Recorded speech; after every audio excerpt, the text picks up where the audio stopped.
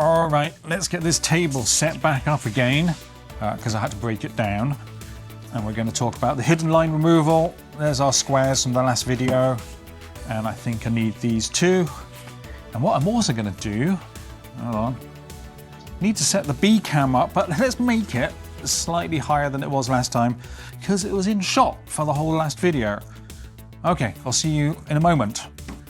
Alright, I think that's a lot better. This video is all about hidden line removal, and about 3 years ago this would have been a tricky topic, but we now have tools built into the Nextdraw extension that does it all for us. I'll show you how to do that in a tick, because in the last video we ended up with this situation here with all the squares going off of the edge of the page, and we can apply hidden line, which will then make it look like this, which is a big improvement, but there are still problems with this we'll cover in a second. I will show you how to use that hidden line removal tool in just a moment, and you don't need to be dealing with the Nextdraw or the axidraw. Any SVG that you generate with the code, you can run this over to get a final result to send to the plotter, but let's talk about it a little bit.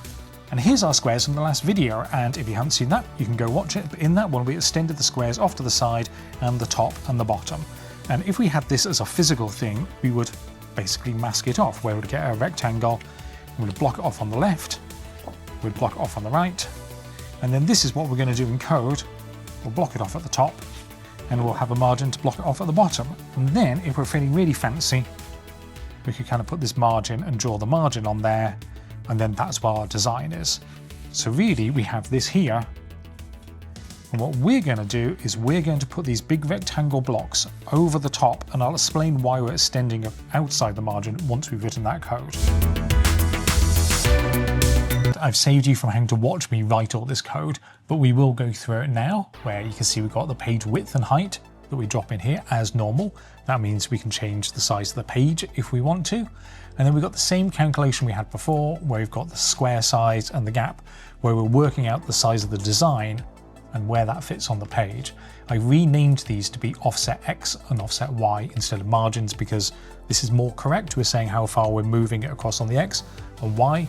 But because we have too many squares, that offset is off to the left and up above as well. It's a negative number. And now we've defined these here. So the overlap is how far off the side of the page I want these rectangles to block things. Like I said, I'll show you why that is at the end. There is a good reason for it, even though it's kind of annoying. And then these are our crop margins. All these values happen to be the same, 25 and 25. But it could be that your bottom margin is slightly bigger than the others. I often do that, where it's like 30, 30, 30 and 40 millimeters. But here we're saying our crop, we're going to crop 25 millimeters in, 25 millimeters from the top down here, 25 mil from the bottom, and 25 from the right where we're coming in. This is exactly the same as always, but I've just swapped the X and Y offset over here, X offset. Now this is where it gets interesting. This is where we're drawing the block. Let's scroll up here a second. So here, this is the group that's saying this is the style that applies to the whole group. So we're saying there's no fill and everything is a stroke with a 0.2 mil. But here we can override it, and that's what we're doing. So we're going to write a block that's in this pink, there's no stroke, and we're moving to the top left-hand corner, then to the outer top right, then we're going down to the top margin, back across again, and then back up. And that's going to define that top block, and then we're doing the sides and the bottom. Again, all the code is down below, so you can go copy this. But what this means is we don't have to keep redoing this, because we've calculated it here. All of this type of stuff are here. If we change the page size, then this will all be true. We're always going to have those margins the same distance from no matter how big or narrow that page is. We're putting those blocks on, and then right at the end, we're actually going to draw that margin. The easiest thing is just to run it and show you and bring it into Inkscape. So let's go over to Firefox. I'm going to refresh this. And then if we scroll right down to the bottom, we should see we now have these extra style fill, these, and then just a normal draw here. So these are 4 blocks. Let's save it. Flip to downloads. Here, there's our lines. We'll just drag that over to here. Let's go to here. And we can see we now have this ugly pink at the top, sides, and the border. We'll open this up into Inkscape and get a slightly better view of it. So open with Inkscape, which will appear on the wrong monitor. You can drag it open. big. So you can see here's all our squares and here's the pink border. If we go to the layers panel and open these up, the order we draw SVG is going to show path 1 down here, and as we go up, we're going to have all these other paths. These are the last 5 that we drew. So if we turn this off, we should turn that margin off, and we can turn these here off. Excellent. Let's turn them back on. Top one, right, left, bottom. Now, because these rectangles, they don't have a stroke around them, that means they're not going to get drawn on the drawing machine at all. Okay, that's cool and all, but how do we do the hidden line removal? Well, normally we would just go up to here and we'll go extensions. We're going to go next draw, which is on the wrong monitor. And then when we go to set to plot it under options, we can go advanced, hidden line removal, and we tick it on, and then we're sending it to our next draw machine. But what if we don't have a next draw? What if that's not where we wanted to go, or we want to do something else? Well, what we do instead is once we've installed that extension, we go to File, we go Save a Copy instead. Down here, you should also have the option for, let me find it, Next Draw Plob Digest, which is a very stripped down version of an SVG. Your SVG might shrink down. We're going to call it Hidden.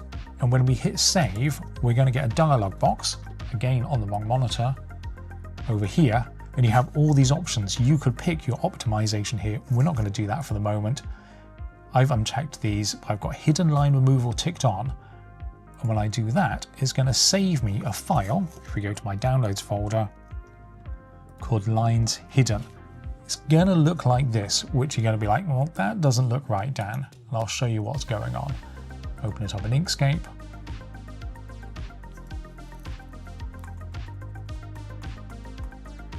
So what a plob does is a minimal version of an SVG, and it throws away all the stroke information and the fill information.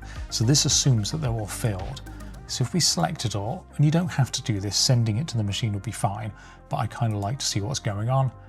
I'm going to turn the fill off. I'm going to go to stroke paint, turn that on. Then I'm going to go to stroke style, set this down to millimeters, and then 0.5, for example, millimeters. Nice rounded corners, doesn't make any difference. And now I can see what it's going to look like.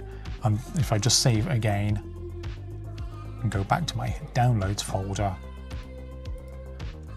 there's my SVG with the hidden line removal done.